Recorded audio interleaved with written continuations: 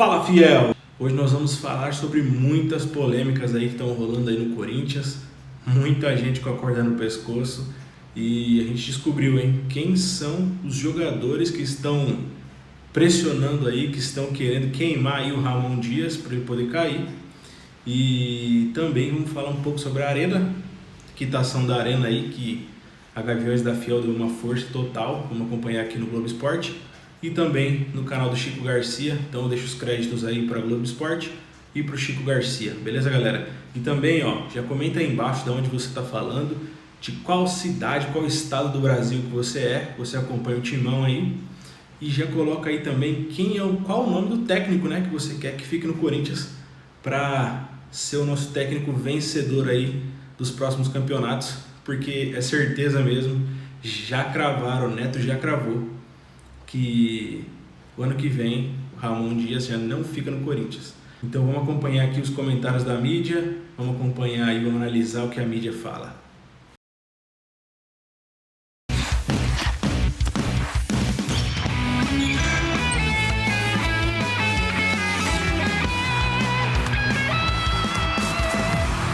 E o sonho da casa própria corintiana completou 10 anos em 2024, só que a dívida ainda é gigante e dificulta demais a vida do clube.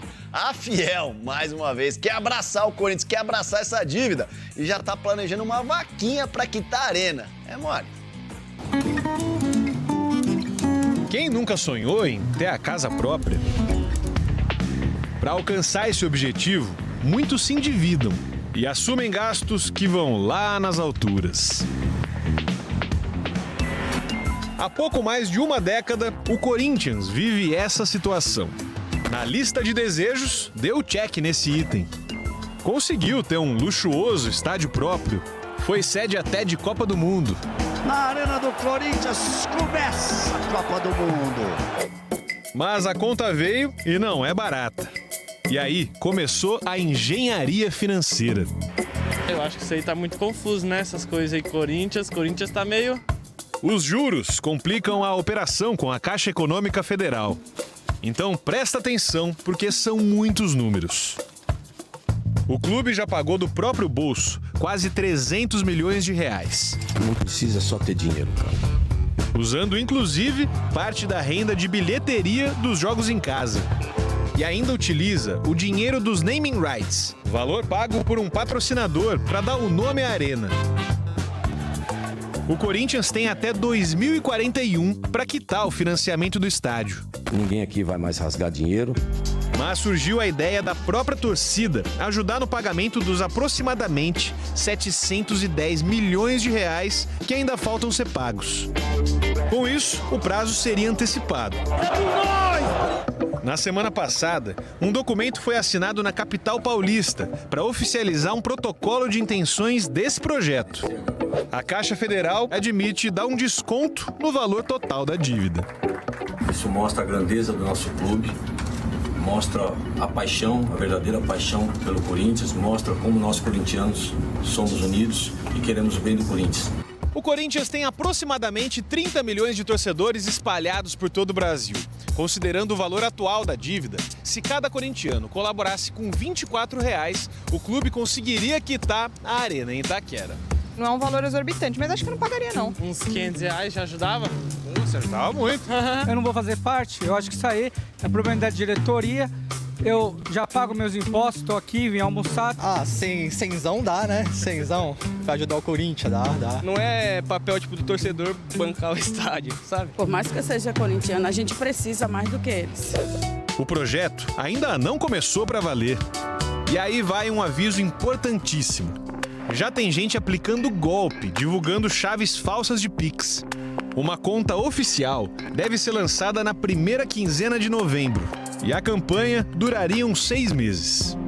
Vão ajudar, parece que vão ajudar a pagar, quitar essa dívida, é o foco aí da torcida corintiana. E se isso acontecer, aí, mais do que nunca, o estádio dos corintianos vai ser a casa deles. Vamos atualizar as notícias do Timão, porque o dia foi quente. Tem jogador incomodado com o técnico Ramon Dias. Tem o treinador do Corinthians sendo fritado e de uma forma interna também. E tem Renato Gaúcho sendo cotado para assumir o time no ano que vem. Tudo isso aconteceu no dia de hoje. Eu vou te explicar porque a gente tem avanços, o que é verdade, o que não é. Chega mais, eu sou o Chico Garcia, inscreva-se no canal e vamos juntos. Bom, pessoal, vamos por partes, né? O repórter Samir Carvalho, colunista do UOL, que tem o Café do Setorista aqui no YouTube, publicou, acho que ontem até, ou anteontem, uma notícia, eu até fiquei sabendo só durante o jogo aberto da terça-feira, né, que eu estava no ar, de que ele tinha publicado essa notícia de que alguns jogadores estavam insatisfeitos ou incomodados com decisões do Ramon Dias.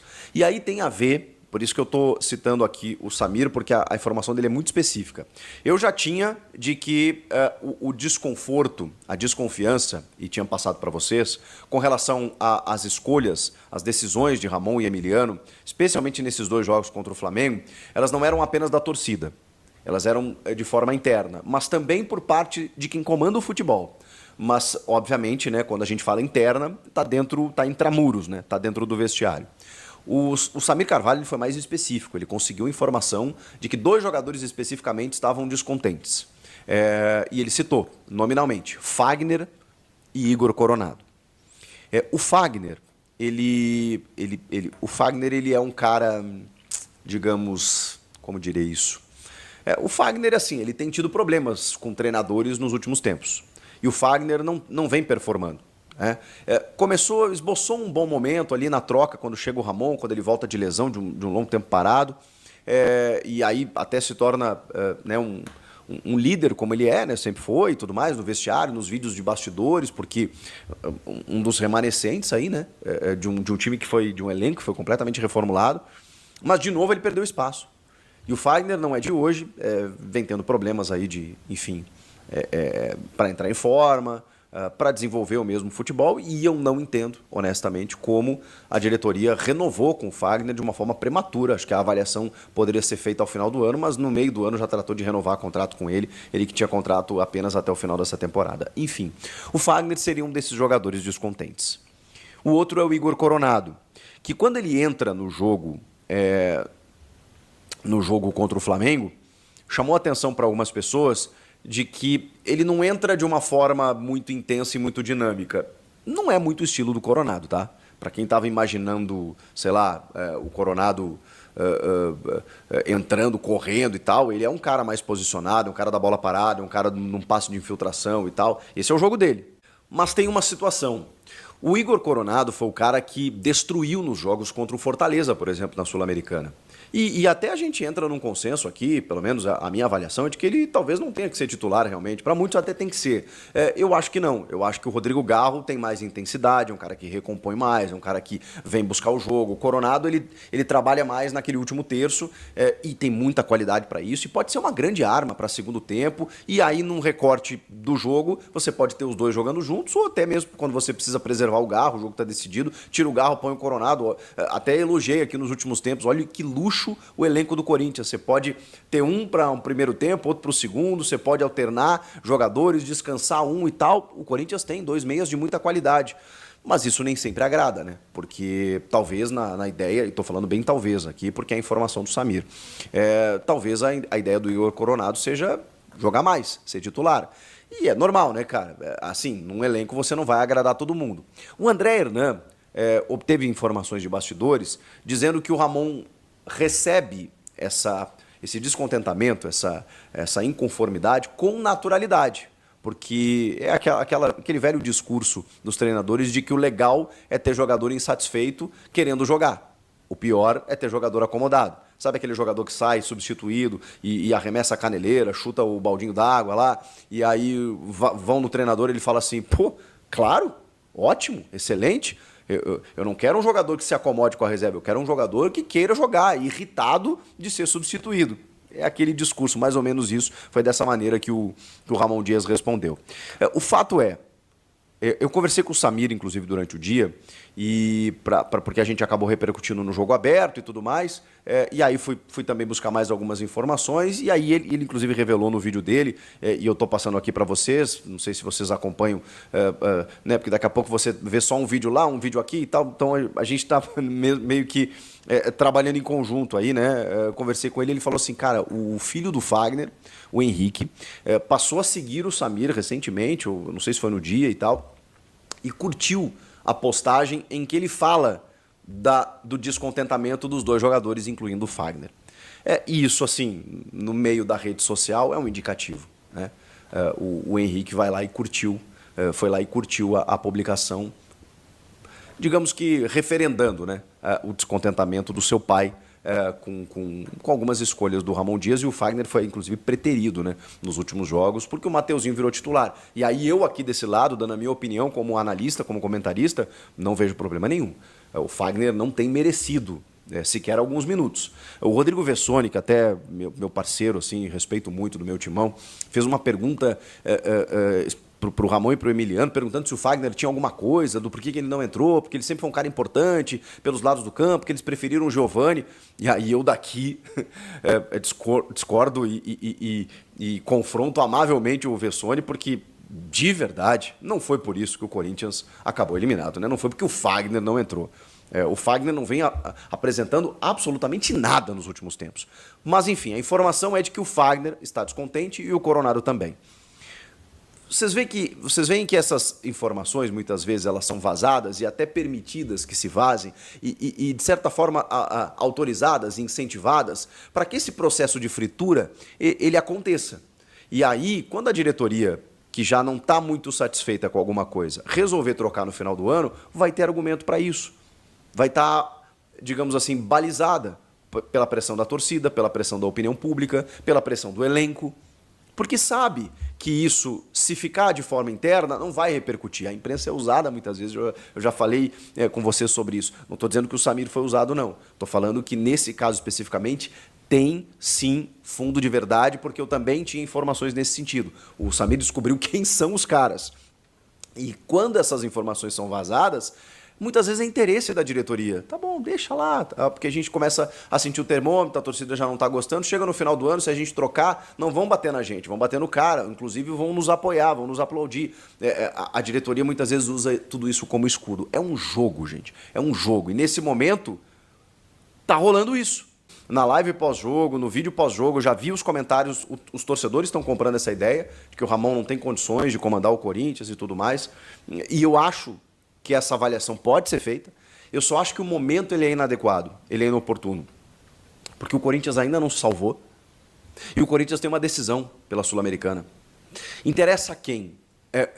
Como vocês acham que o Ramon e o Emiliano recebem essa pressão que não é só externa, como eu disse, é interna também, às vésperas de um confronto? Do tipo, se a gente não passar pelo Racing, a gente está fora. Qual a motivação que eles vão ter com a corda no pescoço? Sei lá, eu acho que nem sempre as coisas funcionam dessa forma. Eu acho que, beleza, você termina o ano, Ramon classificou, beleza, ganhou um título, não ganhou, mas deixou o clube na Série A. Beleza, vamos fazer uma análise aqui, mesmo ele tendo contrato até o fim de 2025. Mas beleza, vamos fazer uma análise aqui. É esse cara? É esse comando técnico que a gente tem com o elenco que a gente está montando? Não, a gente precisa avançar. Beleza, vamos encerrar o trabalho, tudo certo. Só que agora eu acho arriscado. Porque a gente está numa... Se fosse até um pouquinho antes, agora a gente está numa reta tão decisiva que essa ruptura ela pode fazer mal. E cara, é cartilha de rebaixamento. E aí, no meio de tudo isso, Craque Neto, simplesmente no Donos da Bola da Band, diz que Renato Gaúcho não vai permanecer no Grêmio no ano que vem. É uma informação que os repórteres lá do Sul já tinham. Eu já falei para vocês aqui, o Cruzeiro chegou a procurá-lo, e aí como ele não saiu e o Cruzeiro demitiu o Seabra, precisava de um técnico agora, contratou o Fernando Diniz, mas o Renato seria o cara do Cruzeiro. Existe uma relação, né, muito aberta, muito...